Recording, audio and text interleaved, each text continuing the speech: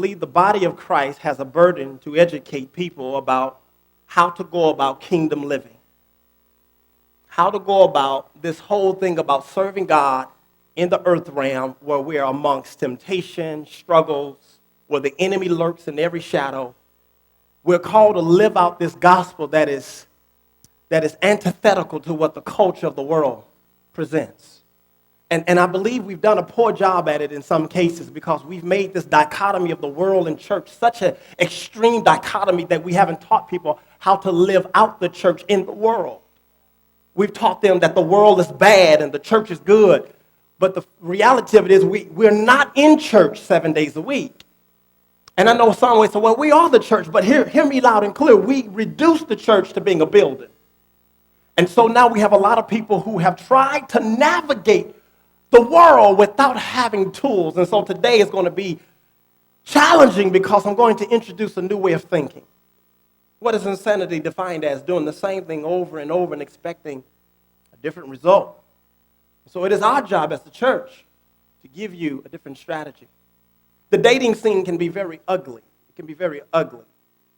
From online dating to everything else in between dating, it can be very ugly. It can be a waste of time. But I'd rather you waste your time than waste your life.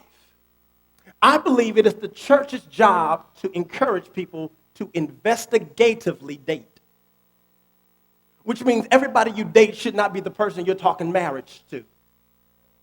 Because everybody needs some time to find out what's really beneath the surface, what's really behind the curtains. Because a person can only keep up the lie of dating for so long, something's going to leak out. And what you want to do is see where they're leaking. So the church's responsibility is to instill and to indoctrinate people of God and then the church that's fighting for Jesus, trying their best to live this thing out. You're here because you love Jesus, or you're trying to get to love Jesus. You could be anywhere else, but there's this pull of God on your heart to come into the house of God, and we are responsible for you. We're responsible for you. I remember the church taught us to trust God in dating, and I think that's very important. That's fundamental. But I believe how we trusted God became a little murky over time. So a lot of people began to use God as the excuse to date. And so the pickup line in the church was, God told me to tell you.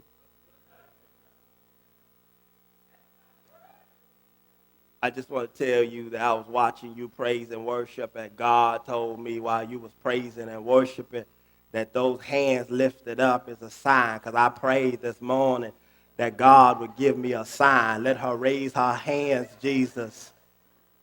And God told me to tell. And the problem is he's on his 10th person that he's told. This is the 10th person you said God told you. Either God is schizophrenic, double-minded, and a liar, or you just crazy. See, we haven't taught people how to date because we think dating means marriage, and that's far from the truth.